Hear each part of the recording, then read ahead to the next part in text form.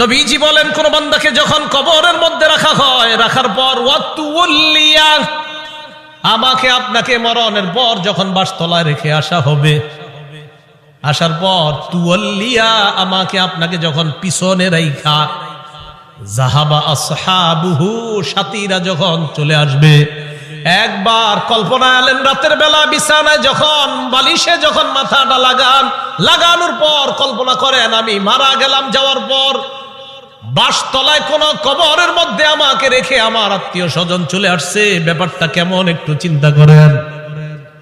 আল্লাহ নবী কয়, কোন ব্যক্তিকে কবরের মধ্যে রাখার পর তুওয়াল্লিয়া, কবরটা পিছনে রাইখা, যাহাবা আসহাবুহু, যখন তার সাথীরা চলে আসে, বাবা চলে আসে, ভাই চলে আসে, সন্তানরা চলে আসে, আত্মীয় স্বজন সবাই চলে আসে, আল্লাহ নবী বলেন বেশি দূর যায় না, হাত্তা ইন্নাহু লা ইয়াসমাউ কুরআনি আলিহিম, আমরা যে হাইটা হাইটা আসি, আমাদের হাঁটার পায়ের জুতার আওয়াজগুলা ওই কবরবাসী শুনতে পায়। শুনে কেন শুনে জানেন? ওই মুহূর্তে তার দেহের মধ্যে আত্মাটা আল্লাহ দিয়ে দেয়। কেন দেয়? ফায়াতিয়ানিহি মালাকান, দুইজন ফেরেশতা তার কাছে আসে। এটা আবু দাউদের বর্ণনা আর বুখারীর বর্ণনা। আতাহু মালাকান ফাআকআদা, আবু দাউদের বর্ণনা ফায়ুকঈদানি, দুই ফেরেশতা এসে তারে বসায়, বসানোর পর তারে প্রশ্ন করে। এর মধ্যে তিন প্রশ্নের মধ্যে একটা প্রশ্ন হলো আল্লাহ নবীর ব্যাপারে জানতে চায়, তাকে চিনুনি? ওই ব্যক্তি ইমানদার হলে যদি তিনটা জবাব সুন্দরভাবে দেয়, আর আল্লাহ নবীর ব্যাপারে যদি বলে আশহাদু আন্না মুহাম্মাদার রাসূলুল্লাহ, আমি সাক্ষী দিচ্ছি তিনি আল্লাহর রাসূল, এই কথা বলার পর ওই ব্যক্তিকে বলা হবে উনজুর ইলা মাকআদিকা মিনান নার, তুমি তোমার জাহান্নামের আসনটার দিকে তাকাও, এটা তোমার জাহান্নামের আসন। তো এই ব্যক্তি জাহান্নামের আসনের দিকে তাকাবে। এরপর বলা হবে আবদালাকাল্লাহু মাকআদাম মিনাল জান্নাহ, জাহান্নামের আসনের পরিবর্তে আল্লাহ তোমাকে জান্নাতের আসন দান করছে। আবু হুরায়রা রাদিয়াল্লাহু তাআলা আনহুর বর্ণনা, তিনি বলেন খরাজা রাসূলুল্লাহ সাল্লাল্লাহু আলাইহি ওয়াসাল্লাম যাতা ইয়াউমিন আও যাতা লাইলা, একদিন রাতে অথবা দিনে রাসূল বাসা থেকে বের হলেন। কোথা থেকে বের হইছে? রাতে বা দিনে। বের হওয়ার পর আসছে, আয়েশা দেখে ফাইদা হুয়া বিআবি বকর ওয়া উমর, নবীজি দেখে আবু বকর ওমর বসা। আবু হুরায়রা রাদিয়াল্লাহু তাআলা আনহু বলেন, নবীজি বাসা থেকে বের হয়েছে, বের হয়ে দেখে আবু বকর ওমরও বসা। এই হাদিসটা একটু মন দিয়ে সবাই শুনেন আর নিজেদের জীবনটা একটু চিন্তা করে নেন। নবীজি তাদের দুইজনকে প্রশ্ন করলেন, আবু বকর এবং ওমর, এই দুই সাহাবী, বিখ্যাত দুই সাহাবীকে প্রশ্ন করলেন, আচ্ছা তোমরা এইখানে এই মুহূর্তে কেন? মা আখরাজাকুমা ফি হাদিহিস সাআহ, এই সময়ে তোমরা এখানে কেন? অসময়ে মানে এই সময় মানে অসময়ে, আরে এই সময়ে তোমরা এখানে কেন? এই হাদিস দ্বারা বোঝা যায় সাধারণত যেই সময় মানুষ ঘর থেকে বেশি একটা বের হয় না, ওই সময়ে নবীও বের হইলেন, আবু বকরও বের হইছে, ওমরও বের হইছে। নবী বের না হইলে জিজ্ঞাসা করে গেলেন। তো আবু বকর ওমর জবাব দিলেন, আহারে কি জবাব দেয় দেখেন, ক্বালাল জুউ ইয়া রাসূলুল্লাহ, হুজুর খিদা লাগছে, ক্ষুধার কারণে বের হইছে। সম্পদ সব ছেড়ে এসে মক্কায় নবীর সাথে চলে এসে মদিনায়। নবীজি যে জবাবটা দিলেন, আল্লাহ নবী বললেন আল্লাযী নাফসি বিয়াদিহি আখরাজানিল্লাযী আখরাজাকুমা। আবু বকর ওমরকে আল্লাহ নবী বলেন, আল্লাহর কসম আবু বকর ওমর, তোমরা যে ক্ষুধার কারণে বের হয়েছো, আমিও ক্ষুধার কারণে বের হইছি।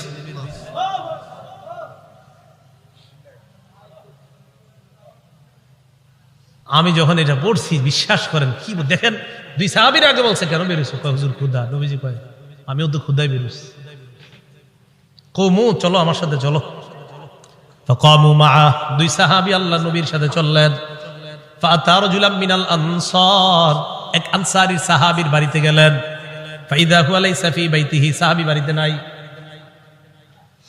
রাআতহুল মারআ, ঘর থেকে আনসারীর বিবি দেখা ফেলছে, সর্বনাশ, আমাদের বাসায় এই তিনজনকে, আল্লাহু আকবার, মহিলা চিনে ফেলছে। ভিতর থেকে বলতেছে মারহাবা, স্বাগতম স্বাগতম। এমন মেহমান পাইলে কে স্বাগত না জানায়?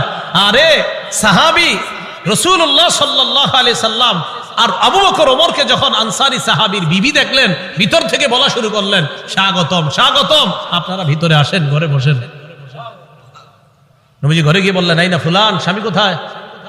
মহিলা ভিতর থেকে জবাব দিলেন, যাহাবা ইস্তাজিবু লানা মিনাল মা, হুজুর মিষ্টি পানি আনতে গেছে আমাদের জন্য। এবার দেখেন কি হয়, ইতিমধ্যে আনসারী সাহাবী আসছে। আসার পর সাহাবী দেখে বাসায় নবীজি, আবু বকর ওমর। আচ্ছা একটু ভাবেন তো মনে মনে, ওই যুগে যদি আপনি হইতেন আর যদি বাড়িতে গিয়ে দেখতেন হঠাৎ নবীজি আর আবু বকর ওমর আপনার ঘরে,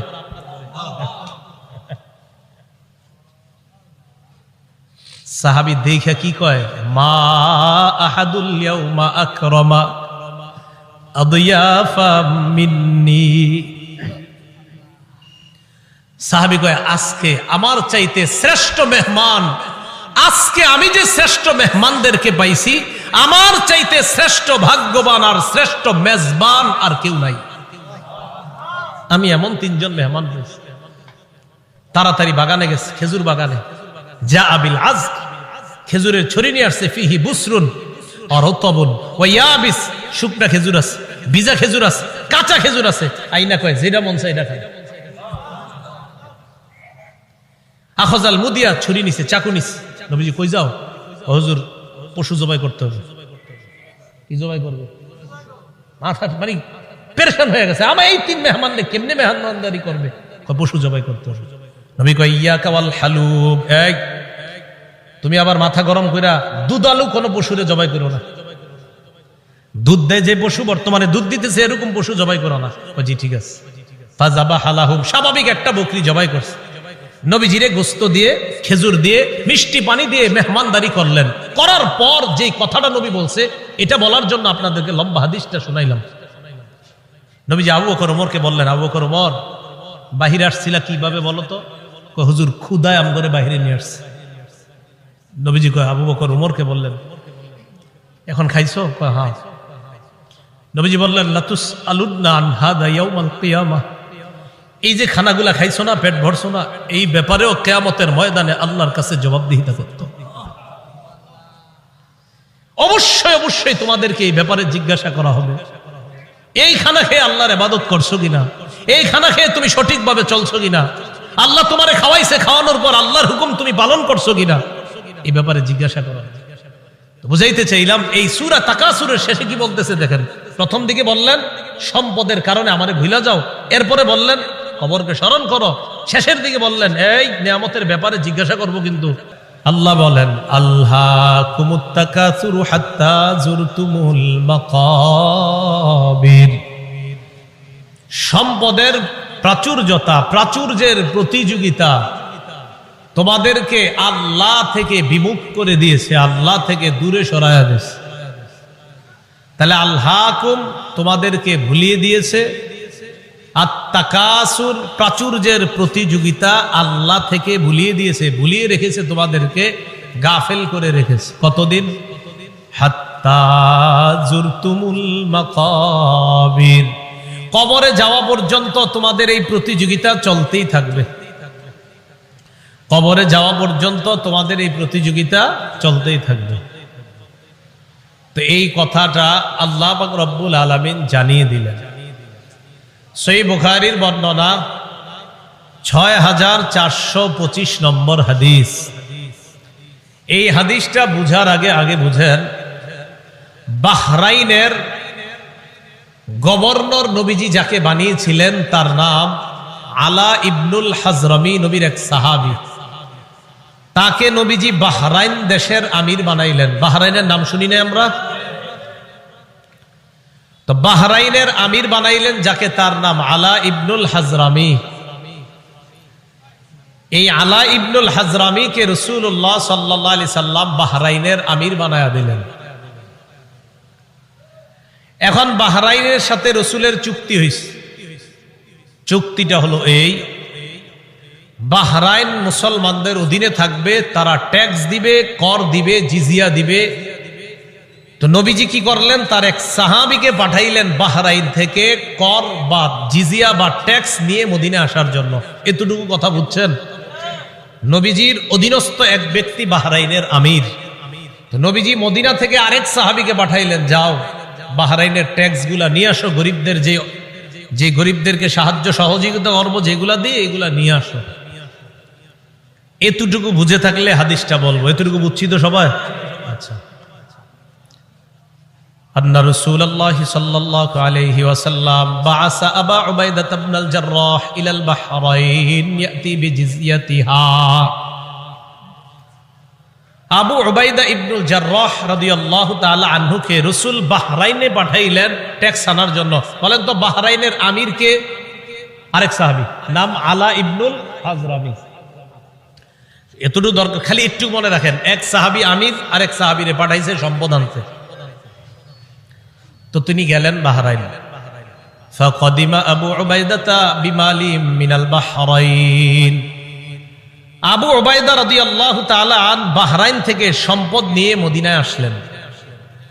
ফাসামিআতিল আনসার বিকুদুমিহি।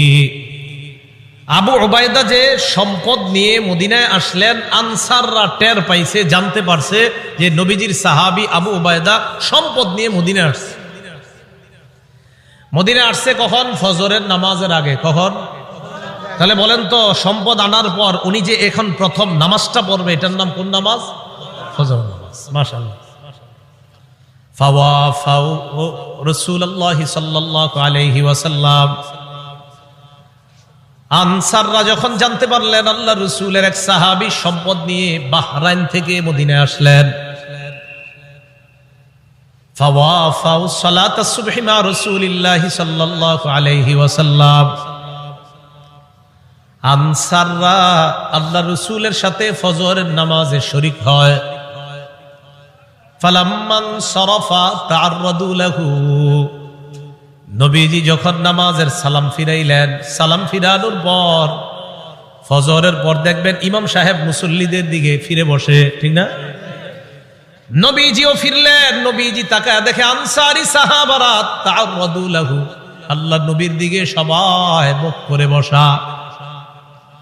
ফাতাবাসসামা রাসূলুল্লাহ সাল্লাল্লাহু আলাইহি ওয়াসাল্লাম হিনা রাআহুম। তাদেরকে দেখা আল্লাহ রাসূল একটা মুস্কি হাসি দিলেন। কি হাসি দিলেন? মুস্কি হাসি। তো মুস্কি হাসি দেওয়ার পর কি জিজ্ঞাসা করে দেখেন, কয় সামিআতুম বিকুদুমি আবি উবাইদা ইবনুল জাররাহ ওয়া আন্নাহু জাআ বিমাল। কি ব্যাপার? আবু উবাইদা যে মদিনায় মাল নিয়ে আসছে এটা মনে হয় শুনছো, ঠিক না? সম্পদ নিয়ে আসছে এটা শুনছো, তাই না? এই জন্য আসছো? তো সাহাবীরা কয় আজাল ইয়া রাসূলুল্লাহ, হুজুর ঠিকই ধরছেন, এই জন্য আসছি। নবীজি তাদেরকে দেখে একটা মুস্কি হাসি দিলেন। নবীজি হ্যাঁ আমি বুঝতে পারছি। এবার আল্লাহ নবী বললেন, আবশিরু, সুসংবাদ গ্রহণ করো, আম্মিলু মা ইয়াসুররুকুম, তোমরা আশা করো যা তোমাদেরকে আনন্দিত করবে। তবে একটা কথা শোনো, মাল ফাকর আখশা আলাইকুম, তোমরা গরিব হয়ে যাবা, দরিদ্র হয়ে যাবা, এই দারিদ্রতার আশঙ্কা তোমাদের ব্যাপারে আমি করছি না। ওয়ালাকিন আখশা আলাইকুম আন তুবসাতা আলাইকুমুদ দুনিয়া কামা বুসিতাত আলা মান কানা ক্বাবলাকুম, তবে আমি আশঙ্কা করছি দুনিয়া তোমাদের সামনে এমন ভাবে বিছায়া দেওয়া হবে যেমন অতীত জামানার মানুষের সামনে দুনিয়া বিছায়া দেওয়া হয়েছে। প্রচুর সম্পদের মালিক হবা তোমরা, এটা আমার আশঙ্কা। আমি এই আশঙ্কা করি না তোমরা গরিব হবা, বরং আমি এই আশঙ্কা করছি অতীতের মানুষের মতো তোমাদের প্রচুর সম্পদ হবে। তারপর কি আশঙ্কা করি জানো? ফাতানাফাসুহা কামা তানাফাসুহা, আমার আশঙ্কা তারা যেমন সম্পদের প্রতিযোগিতা করছে তোমরাও সম্পদের প্রতিযোগিতা করবা, এটা আমার আশঙ্কা। রাসূলুল্লাহ সাল্লাল্লাহু আলাইহি সাল্লাম এই কথা বলার পর শেষের দিকে বলেন, শোনো তোমরা, আমি যে আশঙ্কা করছি তোমরা সম্পদের প্রতিযোগিতা করবা, অতীত জামানার মানুষের মতো সম্পদের প্রতিযোগিতা করবা, এক পর্যায়ে সম্পদ কি করবে তোমাদেরকে জানো? নবীজি বলেন, ফাতুলহিয়াকুম কামা আলহাতুহুম, সম্পদ যেমন তাদেরকে আল্লাহ ভুলাইয়া দিছে, তোমাদেরকেও তোমাদের সম্পদ আল্লাহ থেকে দূরে সরাইয়া দিবে। নাউজুবিল্লাহ। হাদিস দ্বারা বোঝা যায় সম্পদ বেশি হওয়া দোষের না, কিন্তু সম্পদ বেশি হইলে যদি আল্লাহরে ভুলে যায় মানুষ, এটা দোষের। সম্পদ বেশি হয়ে যদি কারে ভুলে যায়? সম্পদ দিছে কে? এখন আল্লাহ ভুলে গেছে। নবীজি বলেন, আমার আশঙ্কা অতীত জামানার মানুষ যেমন সম্পদ পেয়ে প্রতিযোগিতায় নাইমা আল্লাহরে ভুলে গেছে, তোমরাও আল্লাহকে ভুলে যাবা, এটা আমার আশঙ্কা। আল্লাহ আমাদেরকে হেফাজত করে। তো এই কথাটাই আল্লাহ বললেন, আল্লাহকুমুত তাকাসুর, সম্পদের প্রাচুর্যের প্রতিযোগিতা তোমাদেরকে আল্লাহর ইবাদত থেকে দূরে সরে রাখছে, গাফেল করে রাখছে। কতদিন জানো? হাত্তা যুরতুমুল মাকাবির, কবরে যাওয়া পর্যন্ত এই অবস্থা চলবে। মুসলিম শরীফের একটা হাদিস শুনেন, আমাদের মাদ্রাসার পাঠ্যপুস্তক অনুসারে 2958 নম্বর হাদিস, আর যারা মোবাইলে পকেটে রাখেন এই মোবাইল অনুযায়ী 7310 নম্বর হাদিস। আবার কইলা মিলেনি আছে অনেকে। তো মুসলিম শরীফের আপনারা যারা মোবাইলে অ্যাপস চালান সেটাতে 7310 দেখেন মিলবে 100%। আর আমাদের মাদ্রাসার পাঠ্যপুস্তক অনুসারে 2958 নম্বর হাদিস। এই হাদিসের মধ্যে আসছে রাসূলুল্লাহ সাল্লাল্লাহু আলাইহি ওয়াসাল্লাম বলেন, قال رسول الله صلى الله عليه وسلم يقول ابن آدم مالي مالي وهل لك يا ابن آدم إلا ما أكلت أو لبست أو تصدقت। হাদিসটা মন দিয়ে শুনেন, আগে আমার সাথে বলেন। আদম সন্তান কয় আমার সম্পদ, আমার সম্পদ। নবীজি কয় তোমার সম্পদ, তোমার সম্পদ। একজনে কয় আমার বাড়ি আছে, আমার গাড়ি আছে, আমার মার্কেট আছে, আমার 10টা দোকান আছে। আদম সন্তান এগুলা বলে। নবীজি কয় থুর মিয়া, তোমার মাত্র 3টা জিনিস আছে। না আমরা কই আমার 10 কাঠা জায়গা আছে, 20 বিঘা জমিন আছে। নবী কয় 3টা জিনিস আছে। এবার মন দিয়ে শোনেন হাদিসটা। বলেন আমরা বলি আমাদের এটা আছে সেটা আছে, নবী কয় সম্পদ 3টা। বলেন কয়টা? 3টা। قال رسول الله صلى الله عليه وسلم يقول ابن آدم مالي مالي, আদম সন্তান কয় আমার সম্পদ, আমার সম্পদ। وهل لك يا ابن آدم من مالك إلا ما أكلت فأفنيت, ও আদম সন্তান তোমার 3টা সম্পদ। 1 নাম্বার সম্পদ যা খাইলা, খাওয়ার পর শেষ করলা, পিছনের রাস্তা দিয়ে বের করলা, এটা তোমার 1 নাম্বার সম্পদ। যা খাইছেন এটাই সম্পদ, এটাই তো সম্পদ। 2 নাম্বার আউলা বিস্তাফা আবলাইতা, কাপড় পরতে পরতে পুরাতন হয়ে গেছে অথবা খাটো হয়ে গেছে, ছিঁড়ে গেছে, এখন আর পরো না, এই কাপড়ই তোমার সম্পদ। 3 নাম্বার আও তাসাদদাকতা ফাআমজাইতা, সদকা করতে করতে কিছু সম্পদ তুমি কমিয়েছিলা, তোমার মনে হচ্ছে তোমার সম্পদ কমে গেছে, আমি নবী বলে গেলাম তোমার এই সম্পদটা কমে নাই, এটাও তোমার সম্পদ, মরণের পর আল্লাহর কাছে পেয়ে যাইবা। সম্পদ কয়টা? আমরা কই অনেকগুলা, নবীজি কয় কয়টা? যা খাইছো, যা পরিধান করছো, যা জান সৎকা করছো, শেষ। আমাকে আপনাকে যখন কবরে নিবে, মনে করেন আগামীকালও যদি আমি আপনার কেউ মারা যাই, একটু পরে যদি আমাদের কেউ মারা যায়, বাসতলায় যখন আমাদেরকে এলাকাবাসী নিয়ে যাবে, নবীজি কয় জানো তোমার লাশের সাথে 3টা জিনিস কবর পর্যন্ত যায়। বলেন কয়টা? 3টা। قال رسول الله صلى الله عليه وسلم يتبع الميت ثلاثه, আল্লাহ নবী বলেন কবর পর্যন্ত মৃত ব্যক্তির সাথে 3টা জিনিস যায়। 1 নাম্বার আল আহাল, পরিবার যায়। 2 নাম্বার আল মাল, সম্পদ যায়। 3 নাম্বার আল আমাল, আমল নামা যায়। বলেন কবর পর্যন্ত আমার আপনার লাশের সাথে কয়টা জিনিস যাবে? 1 নাম্বার পরিবার, বলেন 1 নাম্বার, 2 নাম্বার সম্পদ, 1 নাম্বার, 2 নাম্বার, 3 নাম্বার আমল। এবার নবীজি বলেন ইয়ারজিউ ইসনান, 3টার মধ্যে 2টা ফিরে আসবে। ইয়ারজিউল মাল ওয়াল আহাল, সম্পদ ফিরে আসবে, পরিবার ফিরে আসবে। ওয়ায়াবকাল আমাল, আমল নামা থেকে যাবে। আমার আপনার সাথে 3টা জিনিস যাবে, মাল যাবে, পরিবার যাবে, আর আমল নামা যাবে। নবীজি কয় আমল নামাটা ছাড়া আর সব চলে আসবে। আল্লাহ আমাদের সকলকে আমল বাড়ানোর তৌফিক দান করেন। গর্ব অহংকার ছেড়ে সম্পদ যদি কিছু হয় শুকরিয়া আদায় করার তৌফিক দান করেন। তাহলে বলেন তো আমার সম্পদ দেওয়ার মালিক কে? সম্পদ পেয়ে মালিককে ভুলে যাওয়া যাবে? আল্লাহ কয় আল্লাহকুমুত তাকাসুর, প্রাচুর্যের প্রতিযোগিতা তোমাদেরকে আল্লাহ ভুলাইয়া দেয়।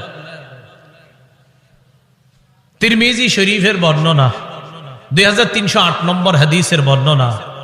এই হাদিসের মধ্যে আছে কানা উসমান ইবনে আফফান রাদিয়াল্লাহু তাআলা আন ইযা ওয়াকাফা আলা কবরিন বাকা।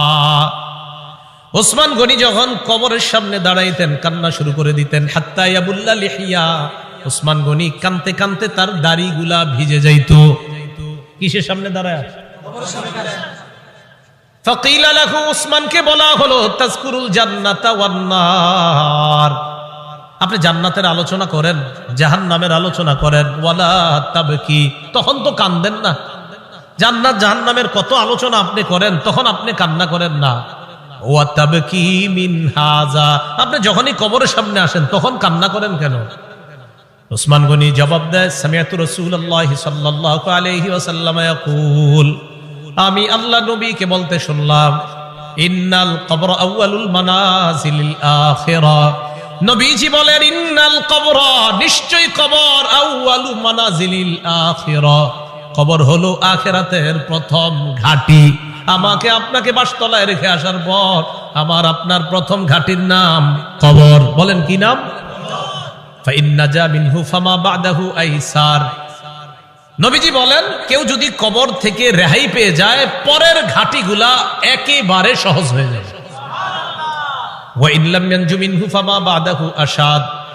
কবর থেকে যদি কেউ মুক্তি না পায়, পরের ঘাটিগুলা কঠিন হয়ে যাবে। বলেন নাউজুবিল্লাহ।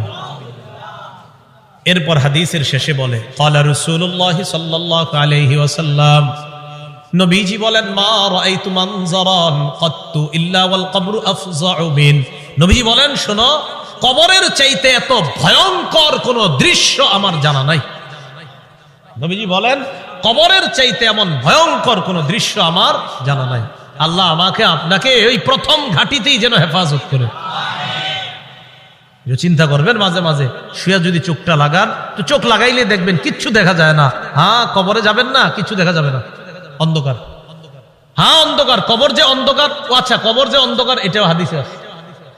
কবর যে অন্ধকার এটা কোথায় আছে? হাদিসে। মুসলিম শরীফের 2104 নম্বর হাদিস, মাদ্রাসা পাঠ্যপুস্তক অনুসারে 956 নম্বর হাদিস। এই হাদিসের মধ্যে আছে, عن أبي هريرة رضي الله تعالى عنه قال أن امرأة سوداء كانت تقم المسجد أو شابا। একজন কালো মহিলা অথবা একজন কালো যুবক মসজিদ ঝাড়ু দিত। কি ঝাড়ু দিত? আপনারা ঝাড়ু দেননি মসজিদ? না, আপনারা শুধু মুয়াজ্জিন সাহেব আর খাদেমের অপেক্ষা থাকবেন, নিজেরা ঝাড়ু দিবেন। মসজিদ ঝাড়ু দিলে দিল সাফ হয়, পরিষ্কার হয়। এক কালো মহিলা অথবা একজন কালো যুবক মসজিদ ঝাড়ু দিত। ফামাতা, হঠাৎ মারা গেছে। মারা যাওয়ার পর সাহাবীরা কবর দিয়ে ফেলছে, নবীরে জানানোর প্রয়োজন মনে করে নাই। বিষয়টা এমন আর কি, ও মারা গেছে, আরে এটা নবীজির আর বলার কি আছে, কবর দিয়ে দিচ্ছে এরকম। নবীজি সাল্লাল্লাহু আলাইহি সাল্লাম প্রশ্ন করলেন, আচ্ছা ওই কালো মহিলাটা না কালো যুবকটা, হয়তো মহিলা হতে পারে না হয় যুবক, আচ্ছা ওই কালো যুবকটাকে দেখছি না কেন, কোথায় ওটা ঝাড়ু দিতে?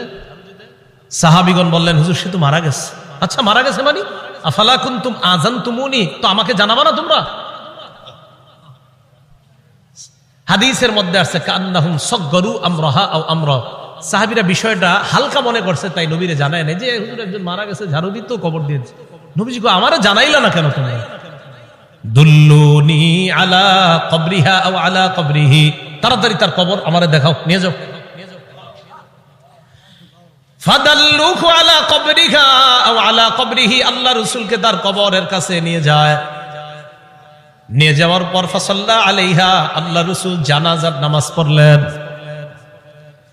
আপনারা আবার এই আমল করেন না, কিন্তু এটা রাসূলের জন্য খাস। জানাজার নামাজ পড়ার পর আল্লাহ নবী বললেন, ইন্না হাদিহিল কুবুর মামলুআতুন যুলমান আলা আহলিহা। আল্লাহ নবী বললেন, এই কবরগুলা অন্ধকারে পরিপূর্ণ। নবীজি বললেন, এই কবরগুলা অন্ধকারে পরিপূর্ণ। কবরগুলা বলেন অন্ধকারে, কবরগুলা একবার ভাবেন, চোখটা বন্ধ করে, অন্ধকার, কিচ্ছু দেখা যায় না। আল্লাহ নবী কয় এই কবরগুলা অন্ধকারে পরিপূর্ণ। হ্যাঁ, আমি আশা করি আমি আজকে নামাজ পড়ার কারণে আল্লাহ তাদের কবরগুলা আলোকিত করে দিবে। খাঁটি ইমানদার যদি হন, যদি ইমান নিয়ে যেতে পারেন, তো আপনার কবর আল্লাহ আলোকিত করে দিবেন। আলাদা মোমবাতি দিতে হবে না, পিসাবরে কবর দেওয়ার সময় বাতি টাতি কত কিছু দেন না, এগুলা দিতে হবে না। পিসাব যদি ভালো হয় এমনি কবর আল্লাহ আলোকিত করে দিবেন, মাথায় রাখবেন। তাহলে কবর অন্ধকার একটা জগতের নাম। দুনিয়াতে থাকতে এটা আলোকিত করার ব্যবস্থা করতে হবে। আল্লাহরে বলা, আল্লাহ আমার কবরটা জান্নাতের বাগান বানায়া দিয়েন, আমার কবরটা আলোকিত করে দিয়েন। আল্লাহ বাবা মারা গেছে, বাবার কবরটা জান্নাতের বাগান বানান, বাবার কবরটাকে আপনি আলোকিত করে দেন, এইভাবে বলা। তাহলে কবর অন্ধকার জগৎ, এটা জানলাম। কবরের মধ্যে দাজ্জাল যেমন ফিতনা, দাজ্জাল দুনিয়ার জন্য সবচেয়ে বড় ফিতনা হলো দাজ্জাল। নবীজি কয় এই দাজ্জালের ফিতনার মতো কবরে কারো কারো জন্ম ফিতনা হবে, দাজ্জালের ফিতনার মতো ভয়ঙ্কর ফিতনা। মুসলিম শরীফের বর্ণনায় আসছে, মা বাইনা খালকি আদম ইলা কিয়ামিস সাআ খালকুন আকবারু মিনাদ দাজ্জাল। আদম নবী থেকে কিয়ামত পর্যন্ত যত সৃষ্টি আছে এর মাঝে সবচেয়ে ভয়ঙ্কর সৃষ্টি হলো দাজ্জাল। দাজ্জাল নবীজি কয় কারো কারো কবরের অবস্থা হবে এই দাজ্জালের ফিতনার মতো। সহিহ বুখারীর বর্ণনা 922 নম্বর হাদিস।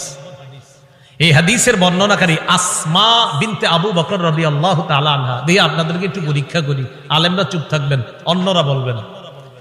আমি হাদিসটা পড়ার পর আপনাদেরকে জিজ্ঞাসা করবো একটা কথা, মন দিয়ে আগে শোনেন, তাহলে সবাই জ্ঞানীরা সচেতন ভাবে জবাব দিতে পারবেন। আগে শোনেন কি বলি, দেখেন আমি পড়ি। আন আসমা বিনতি আবি বকর সিদ্দিক রাদিয়াল্লাহু তাআলা আনহা ক্বালাত দাখালতু আলা আয়েশা। অনুবাদটা শোনেন। আবু বকর সিদ্দিক রাদিয়াল্লাহু তাআলা আনহুর কন্যা আসমা বলেন, আমি আয়েশা সিদ্দিকার কাছে প্রবেশ করলাম। আবু বকর সিদ্দিকের কন্যা আসমা বলেন, আমি আয়েশা সিদ্দিকার কাছে প্রবেশ করলাম। আলেম ছাড়া অন্যরা বলেন তো আসমা আর আয়েশা সম্পর্কে কি হয়? মাশাআল্লাহ, কি হয়? কারণ আবু বকর আয়েশা রাদিয়াল্লাহু তাআলা আনহার পিতার নাম কি? আবার আসমা রাদিয়াল্লাহু তাআলা আনহার পিতার নামও কিন্তু মাশাআল্লাহ। এই আসমা রাদিয়াল্লাহু তাআলা আনহা বলেন, আমি আমার বোন নবীর বিবি আয়েশা সিদ্দিকার কাছে গেলাম। যাওয়ার পর দেখি ওয়ান্নাসু ইউসাল্লুন, গিয়ে দেখি মানুষ নামাজ পড়ে। আমি আয়েশাকে প্রশ্ন করলাম, মা শাআনুন নাস, আয়েশা মানুষের কি হয়েছে, নামাজ পড়ে কেন? ফাআশারাত বিরাসিহা ইলাস সামা। আম্মা জান আয়েশা মাথা দিয়ে আসমানের দিকে ইশারা করলেন, এমনি ইশারা করলেন, মুখে কিছু কয় না। তো আসমা রাদিয়াল্লাহু তাআলা আনহা বলেন, আয়াতুন, কোন নিদর্শন দেখা গেছে আসমানে? আয়েশা রাদিয়াল্লাহু তাআলা আনহা বলেন, হ্যাঁ আসমানে একটা নিদর্শন দেখা গেছে। কি নিদর্শন? অন্য হাদিস দ্বারা বোঝা যায় সূর্য গ্রহণ লাগছে। কি লাগছে? সূর্য। তাই নবীজি নামাজ পড়তেছে। তো আসমা রাদিয়াল্লাহু তাআলা আনহা বলেন, আমরা যারা নারীরা ছিলাম আমরা একদম পিছনে, সবাই ওখানে আছে। হয় নবীজি নামাজটা এত লম্বা করলেন, ফাতালা রাসূলুল্লাহ সাল্লাল্লাহু আলাইহি সাল্লাম, নবীজি নামাজ এত দীর্ঘ করলেন, হাত্তা তাজাল্লানিল গাশিয়ু, আমি বেহুশ হয়ে গেছি। আচ্ছা কি পরিমাণ লম্বা হইলে একজন মানুষ বেহুশ হয়ে যায় বলেন? ওয়াইলা জাম্বি কিরবা, আমার পাশে একটা পাত্র ছিল, ফিহা মা, এটার মধ্যে পানি ছিল। ফাজালতু আসুব্বু বিনহা আলা রাসি, আমি এই পাত্র থেকে পানি নিয়ে আমার মাথায় ঢালা শুরু করলাম। এত পরিমাণ আমার মাথা গরম হয়ে বেহুশের কাছাকাছি চলে গেছে। নামাজ কি পরিমাণ লম্বা হয়েছে আল্লাহ জানে। তো আসমা রাদিয়াল্লাহু তাআলা আনহা বলেন, এক পর্যায়ে ফালাম্মান সরাফা রাসূলুল্লাহ সাল্লাল্লাহু আলাইহি ওয়াসাল্লাম হাত্তা তাজাল্লাতিশ শামস, নবীজি নামাজ শেষ করছে, ইতিমধ্যে সূর্য স্বাভাবিক হয়ে গেছে, সূর্য ঠিক হয়ে গেছে। আমি যেই কথাটা বলার জন্য আপনাদেরকে হাদিসটা শোনাইতেছি, কোনটা? দাজ্জালের ফিতনা, এটা শোনানোর জন্য। এবার দেখেন নবীজি কি বলেন। নবীজি বলেন, নবীজি নামাজের পর একটা ভাষণ দিলেন, খুতবা দিলেন, নামাজের পর ভাষণ দিলেন। ভাষণের মধ্যে নবী বললেন, মা মিন শাইইন লাম আকুন উরিতুহু ইল্লা ক্বাদ রাআইতুহু ফি মাকামি, ইতিপূর্বে আমাকে যা দেখানো হয় নাই আজকে আমি সব দেখছি। এই নামাজের মধ্যে আমি সব। নামাজটা কি শর্ট ছিল না লম্বা? নবীজি বলেন, ইতিপূর্বে আমাকে এমন যা কিছু দেখানো হয় না আজকে আমি সব দেখছি। শেষে কি কয় জানেন? হাত্তাল জান্নাহ ওয়ান নার, জান্নাত জাহান্নামও দেখছি।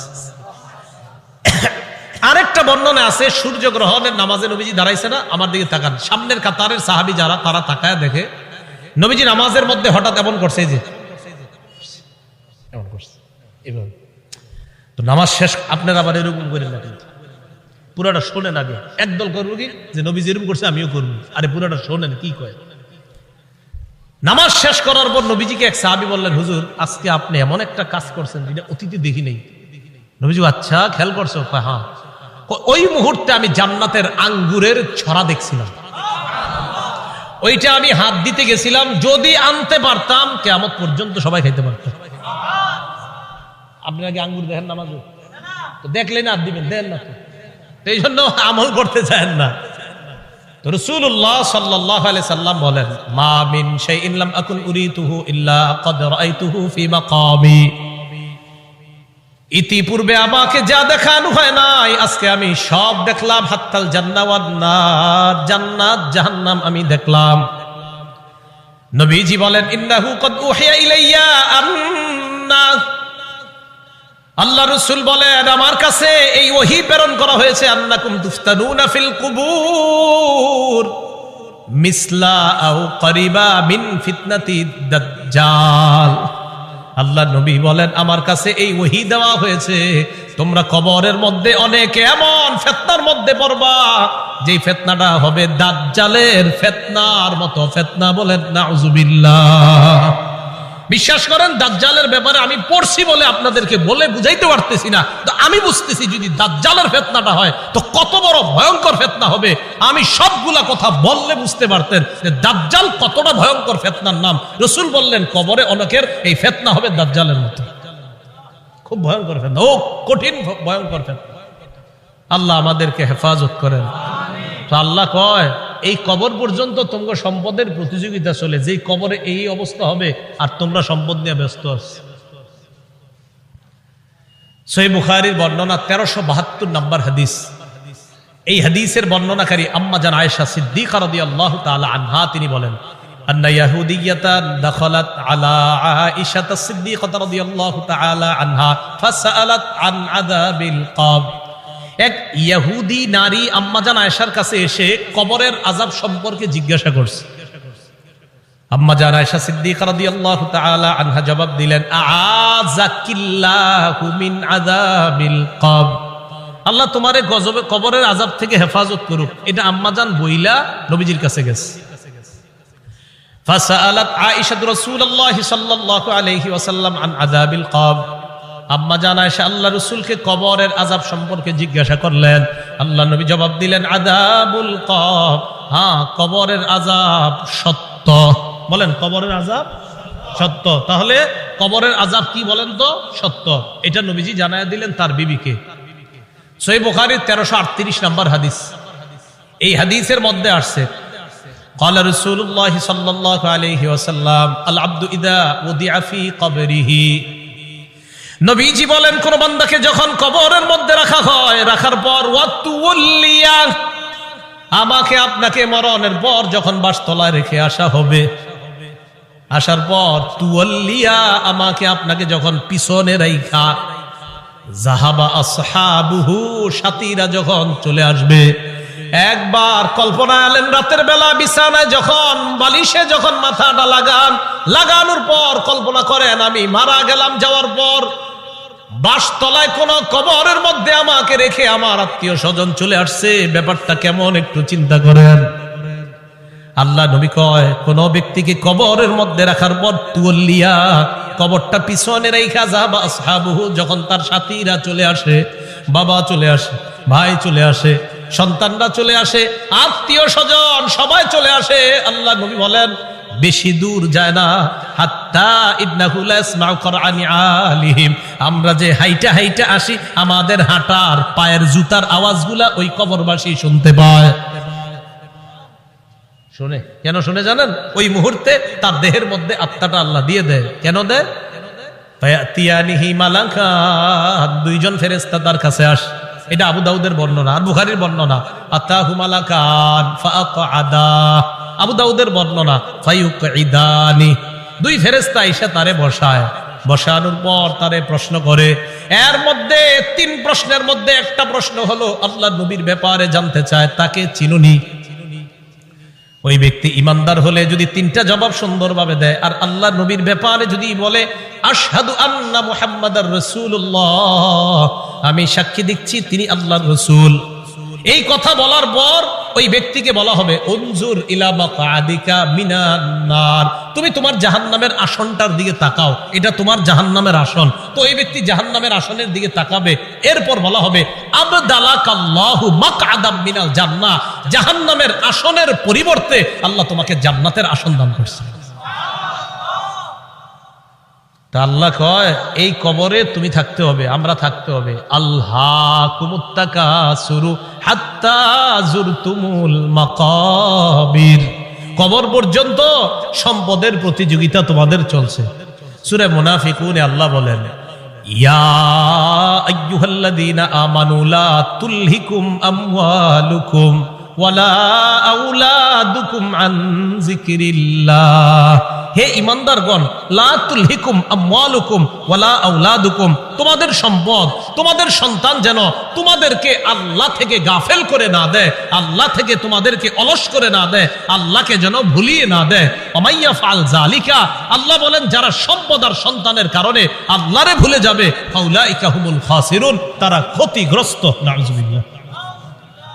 বলেন সম্পদ দেয় কে? 10 তলা 20 তলার বাড়ির মালিক বানায় কে? হ্যাঁ, 10 তলা 20 তলা হালাল পন্থায় হওয়াটা দোষের না, দোষ কোনটা? যে আল্লাহ মালিক বানাইছে তাকে ভুলে যাওয়া। বুঝে আসছে নি? তো আল্লাহ কয় তোমাদের এই প্রতিযোগিতা চলবে কবর পর্যন্ত। কতদিন? কবর পর্যন্ত। ক্বালা রাসূলুল্লাহ সাল্লাল্লাহু আলাইহি ওয়াসাল্লাম, নবীজি সাল্লাল্লাহু আলাইহি ওয়াসাল্লাম বলেন লা ইয়াজালু কলবুল কাবীরি শাবান ফিসনাতাইন, আল্লাহ নবী বলেন বুড়া মানুষের অন্তর 2 ক্ষেত্রে যুবক হয়। বুড়া মানুষের অন্তর যুবক হয় কয় ক্ষেত্রে? আরে বৃদ্ধ মানুষ কি বৃদ্ধ হয় না যুবক হয়? বৃদ্ধ হয়। কয় কলবটা 2 ক্ষেত্রে যুবক হয়। কয় কোন ক্ষেত্রে? ফি হিরসিল মাল, 1 নাম্বার সম্পদের লোভ, 2 নাম্বার ওয়াতুলিল আমাল, লম্বা আশা। কি আশা? লম্বা আশা। কেউ কাকা কই যান? বয়স কত? কয় 75। কোথায় যাচ্ছেন? মসজিদে। মনটা খারাপ কেন? আর বইল না, 4টা ছেলে ইতালি থাকে, এক একজন 5 লাখ করে বেতন। 5 নাম্বার ছেলেটা বাংলাদেশে 50,000 টাকা বেতন। আরে তারে এখনো কোনো কুল কিনারা করে দিতে পারি নাই, টেনশনে আছে কাকা। রাসূলুল্লাহ সাল্লাল্লাহু আলাইহি সাল্লাম বলেন মানুষ বৃদ্ধ হয়, তার কলব 2 ক্ষেত্রে যুবক হয়। 1 সম্পদের লোভ, 2 লম্বা আশা, বড় আশা। আল্লাহ বুঝার তৌফিক দান করেন। রাসূলুল্লাহ সাল্লাল্লাহু আলাইহি সাল্লামের সাহাবী আব্দুল্লাহ ইবনে মাসউদ বলেন খত্ত রাসূলুল্লাহ সাল্লাল্লাহু আলাইহি ওয়াসাল্লাম খত্তান মুরাব্বাআ, এই হাদিসটা বুঝতে হবে সবাই। নবীজি একটা চতুর্ভুজ আঁকলেন। ওই অঙ্কের ছাত্ররা কোথায়? কি আঁকলেন? চতুর্ভুজ আঁকার পর ওয়া খত্ত খত্তান ফিল ওয়াসাতি খারিজাম মিন, মাঝখান থেকে একটা দাগ দিলেন, এই দাগটা চতুর্ভুজের বাহিরে নিলেন। বলেন তো রাসূল কি আঁকলেন? মাঝখানের দাগটা ভিতরে না বাহিরে? আচ্ছা এবার দেখেন মাঝখানে ছোট ছোট কিছু দাগ দিস, এটা চতুর্ভুজ, মাঝখানে ছোট ছোট কিছু দাগ আর মাঝে একটা বড় দাগ, এই আশেপাশে কিছু ছোট ছোট দাগ, মাঝখানে লম্বা একটা দাগ। বলেন তো লম্বাটা কি ভিতরে আছে না বাহিরে? আচ্ছা একটু বুঝছেননি কথা। সুম্মা ক্বালা রাসূলুল্লাহ সাল্লাল্লাহু আলাইহি ওয়াসাল্লাম, নবীজি বলেন হাদাল ইনসান, মাঝখানের দাগটা হলো মানুষ, মাঝখানের দাগটা। ওয়াহাদাল্লাযী মুহিতুন বিহি আও ক্বাদ আহাতা বিহি আজালু, চারদিকের চতুর্ভুজটা এটা হলো তার আয়ু, জীবন। এবার বলেন চারপাশে এই যে চতুর্ভুজটা, মাঝের দাগটা, বলেন মাঝের দাগ চতুর্ভুজ, চতুর্ভুজ আয়ু মানে জীবন, এই জীবন এটা তার জীবন, মাঝে মানুষ। দাগ কি শেষ না মাঝে ছোট ছোট কিছু আছে?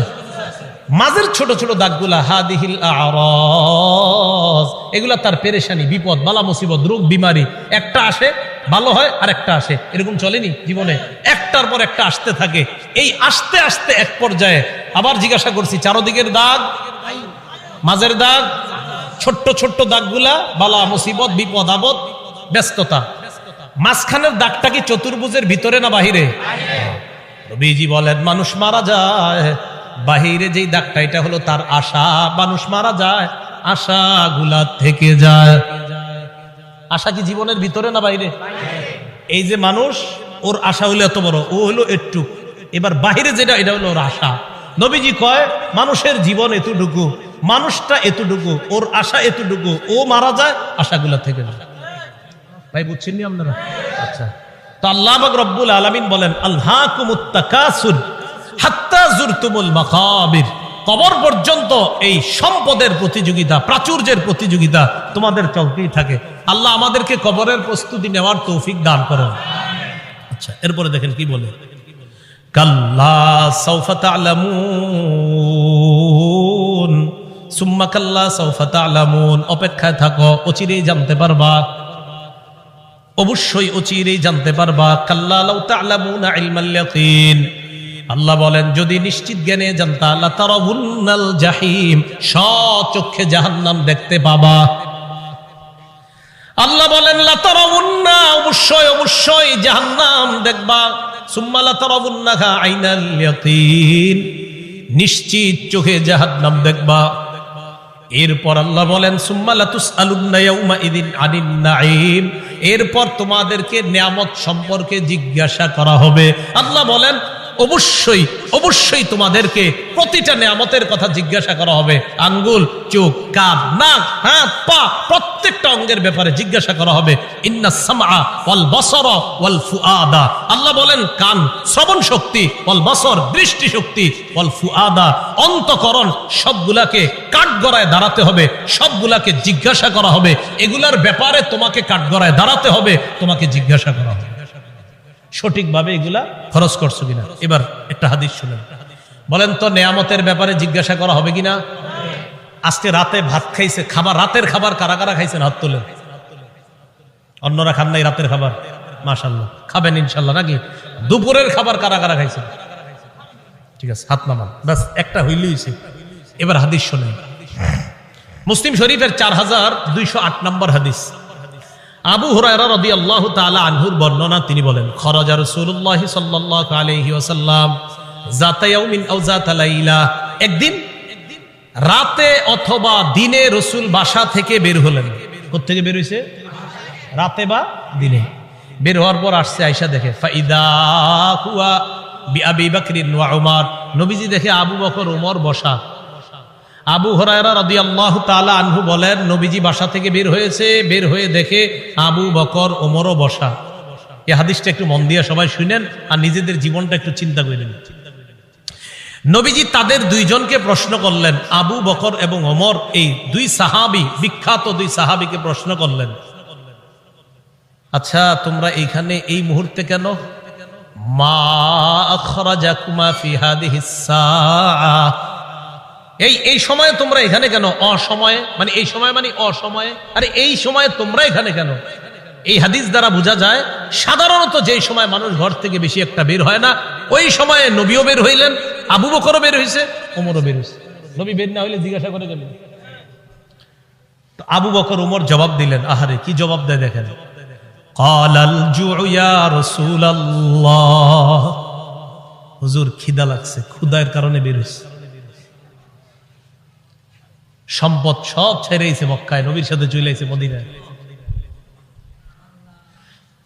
নবীজি যে জবাবটা দিলেন, আল্লাহ নবী বললেন আল্লাযী নাফসি বিয়াদিহি আখরাজানিল্লাযী আখরাজাকুমা। আবু বকর ওমরকে আল্লাহ নবী বলেন, আল্লাহর কসম আবু বকর ওমর, তোমরা যে ক্ষুধার কারণে বের হয়েছো, আমিও ক্ষুধার কারণে বের হইছি।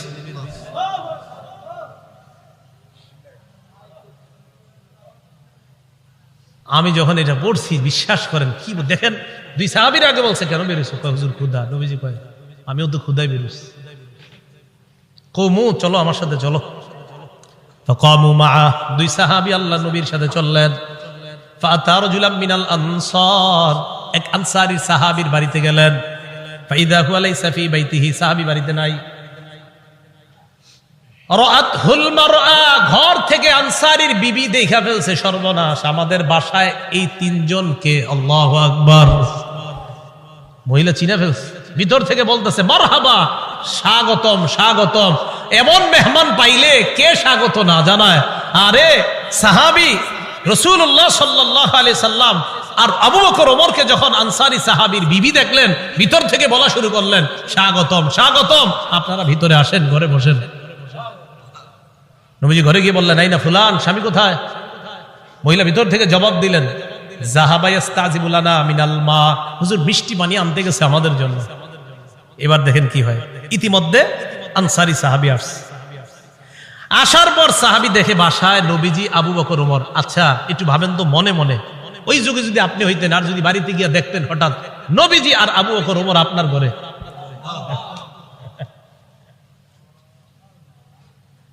সাহাবী দেখে কি কয়, মা আহাদুল ইয়াউমা আকরামা আদিয়াফা মিন্নি। সাহাবী কয়, আজকে আমার চাইতে শ্রেষ্ঠ মেহমান, আজকে আমি যে শ্রেষ্ঠ মেহমানদেরকে পাইছি, আমার চাইতে শ্রেষ্ঠ ভাগ্যবান আর শ্রেষ্ঠ মেজবান আর কেউ নাই। আমি এমন 3 জন মেহমান পেয়েছি। তাড়াতাড়ি বাগানে গেছে, খেজুর বাগানে। যা আবিল আজ, খেজুরের ছড়ি নিয়ে আসছে। ফিহি বুসরুন আর রতবুন ওয়া ইয়াবিস, শুকনা খেজুর আছে, ভিজা খেজুর আছে, কাঁচা খেজুর আছে। আইনা কয়, যেটা মন চায় এটা খায়। আখজাল মুদিয়া, ছুরি নিছে, চাকু নিছে। নবীজি কই যাও? হুজুর পশু জবাই করতে হবে। কি জবাই করবে? মাথা মানে পেরেশান হয়ে গেছে। আমার এই 3 মেহমান কেমনে মেহমানদারি করবে?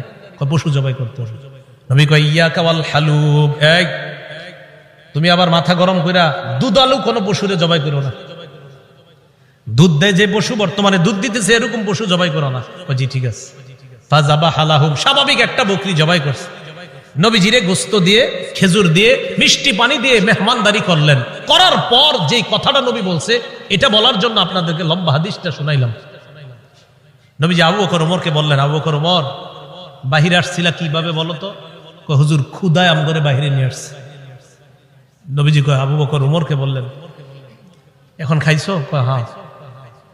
নবীজি বললেন, লাতুস আলুন্না আন হাদা ইয়াউমাল কিয়ামাহ, এই যে খানাগুলা খাইছো না, পেট ভরছো না, এই ব্যাপারেও কিয়ামতের ময়দানে আল্লাহর কাছে জবাবদিহিতা করতে হবে। অবশ্যই অবশ্যই তোমাদেরকে এই ব্যাপারে জিজ্ঞাসা করা হবে। এই খানা খেয়ে আল্লাহর ইবাদত করছো কিনা? এই খানা খেয়ে তুমি সঠিকভাবে চলছো কিনা? আল্লাহ তোমারে খাওয়াইছে, খাওয়ানোর পর আল্লাহর হুকুম তুমি পালন করছো কিনা? এই ব্যাপারে জিজ্ঞাসা করা। বুঝাইতে চাইলাম, এই সূরা তাকাসুরের শেষে কি বলতেছে দেখেন। প্রথম দিকে বললেন সম্পদের কারণে আমারে ভুলা যাও, এরপরে বললেন কবরকে স্মরণ করো, শেষের দিকে বললেন এই নিয়ামতের ব্যাপারে জিজ্ঞাসা করব, কিন্তু এত এত সম্পদ দিলাম মনে করবো না এমনি ছেড়ে দিব আমি আল্লাহ, আমি সব জিজ্ঞাসা করব। এই সূরা থেকে প্রধান 3টা আমাদের শিক্ষা। 1 নাম্বার, সম্পদের প্রতিযোগিতা করা নিষেধ। 2 নাম্বার, সম্পদ হওয়া দোষের না, কিন্তু সম্পদের কারণে আল্লাহকে ভুলে যাওয়া যাবে না, এটা 2 নাম্বার শিক্ষা।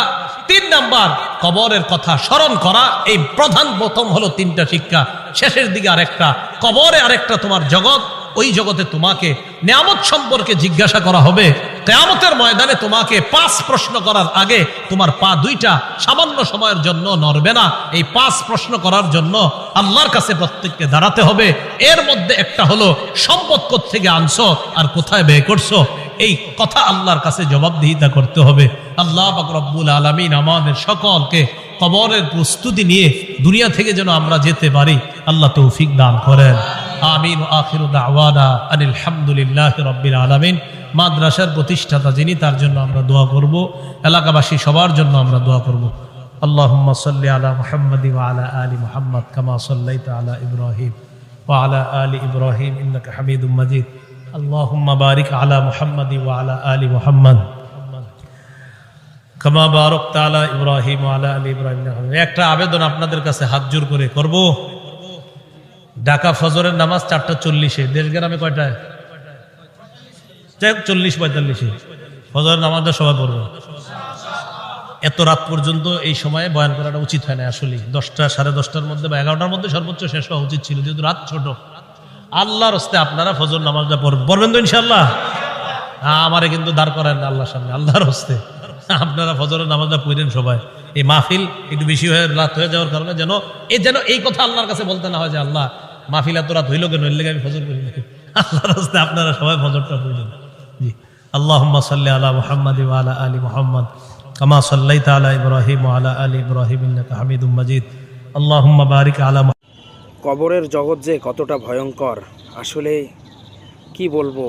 এই বয়ানটা শুনে আমার হৃদয় থেকে কান্না আসতেছে। আল্লাহ, আমরা যখন কবরে যাব আমাদের কি হবে? আমরা প্রত্যেকেই নিয়ত করে ফেলি, কবরের জন্য প্রস্তুতি নেই। আমরা কেউ যেন কবরের প্রস্তুতি না নিয়ে আমরা যেন কবরে না যাই। আল্লাহ তাআলা আমাদের প্রত্যেককে প্রস্তুতি নেওয়ার তৌফিক দান করুক। এবং বয়ানটি ভালো লাগলে অবশ্যই লাইক, কমেন্ট, শেয়ার করে দিবেন, যাতে করে পরবর্তী ভিডিও আপনার কাছে যায়।